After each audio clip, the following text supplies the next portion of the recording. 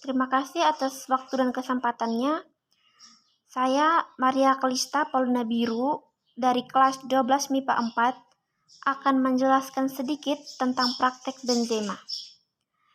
Yang pertama adalah pengertian benzena. Benzena dikenal sebagai rumus kimia, merupakan senyawa kimia organik yang berbentuk cairan, tak berwarna, dan mudah terbakar. Selain itu, benzena memiliki bau yang manis. Benzena terdiri dari 6 atom karbon yang membentuk cincin dengan 1 atom hidrogen yang mengikat pada setiap 1 atom karbon. Penjelasan singkat turunan benzena. Benzena pertama kali ditemukan pada tahun 1825 oleh Michael Faraday yang diambil dari residu minyak mentah. Benzena memiliki bilangan oktan yang cukup tinggi, sehingga benzena menjadi salah satu campuran penting pada bensin. Penggunaan benzena juga sebagai bahan bakar dasar pembuatan senyawa turunan benzena, bahan pembuatan plastik, bahan peledak, tinta, zat pewarna, karet sintetik, nilon, dan deterjen. Benzena juga memiliki dampak negatif. Dampak negatif yang ditimbulkan beragam, tergantung pada beberapa faktor sebagai berikut. Jumlah benzena memengaruhi jangka waktu pemaparan atau interaksi dengan benzena, daya tahan setiap individu terhadap benzena. Benzena juga memiliki jangka waktu. Jangka waktu akumulasi benzena dapat digolongkan menjadi 2, yaitu akumulasi akut atau sekitar 14 hari dan akumulasi kronis atau berbulan-bulan sehingga bertahun-tahun. Akumulasi akut benzena bisa menimbulkan sakit kepala, iritasi mata, iritasi kulit, dan gangguan pada paru-paru.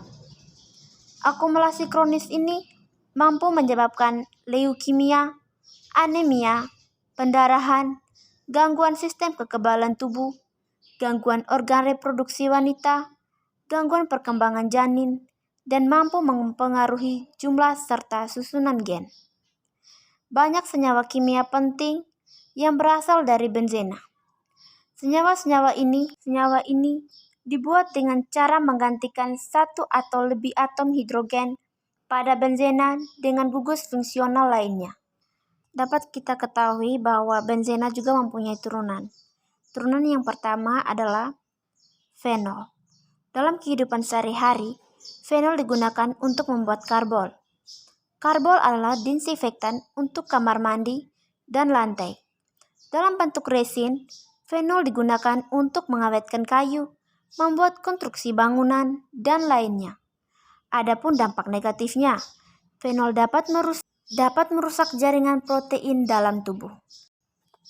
Turunan benzena yang kedua adalah asam benzoat, nipagin, dan nipasol. Asam benzoat sering digunakan sebagai pengawet makanan dan minuman. Asam benzoat sulit larut dalam air, sehingga senyawa ini digunakan dalam bentuk garamnya. Garam natrium benzoat mudah larut dalam air. Asam benzoat secara alami terdapat dalam rempah-rempah seperti cengkeh dan kayu manis. Asam benzoat tidak boleh digunakan secara berlebihan. Penggunaan dalam jumlah besar dapat menyebabkan hiperaktif pada anak dan alergi untuk beberapa orang. Turunan benzena yang ketiga adalah asam salisilat.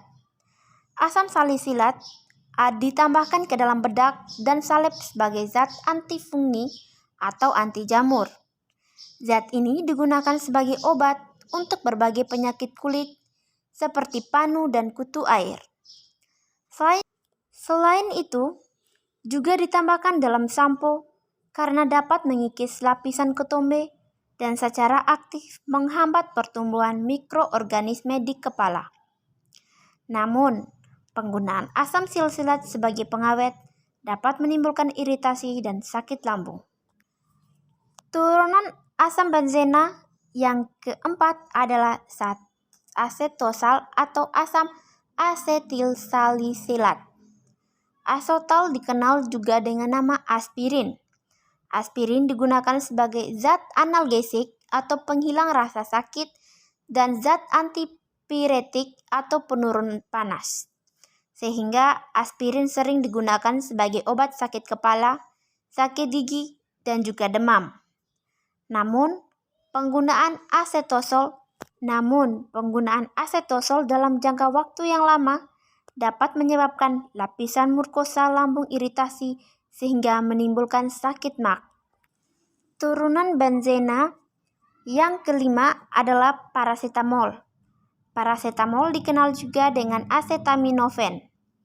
Obat ini memiliki khasiat yang sama seperti aspirin, namun lebih aman di lambung. Penggunaan parasetamol yang berlebihan dapat menimbulkan gangguan pada ginjal dan juga hati. Turunan yang keenam adalah benzyl alkohol. Benzyl alkohol digunakan sebagai zat antiseptik dalam obat kumur untuk mengurangi bau mulut. Selain itu, benzyl alkohol juga digunakan sebagai pelarut untuk gelatin, kasein, selulosa, setat, dan juga cat. Turunan benzema yang ketujuh adalah zat warna azo. Zat warna azozat, warna azo, merupakan pewarna sinetik yang dikelompokkan menjadi dua jenis, yaitu pewarna tekstil tidak boleh digunakan sebagai pewarna makanan karena dapat menimbulkan kanker.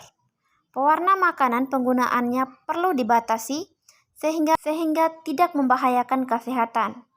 Jika digunakan secara berlebihan, pewarna makanan berpotensi sebagai senyawa karsinogenik. Turunan terakhir atau turunan yang ke-8 yaitu TNT atau 2,4,6 trinitrotoluena. TNT merupakan senyawa turunan benzena yang banyak digunakan sebagai bahan peledak. Senyawa ini diperoleh dengan mereaksikan toluena dengan asam nitrat pekat dan asam sulfat pekat. Penggunaan TNT secara tidak bertanggung jawab dapat menimbulkan tragedi kemanusiaan dan korban jiwa yang besar. Akhir kata dari saya ucapkan limpah terima kasih.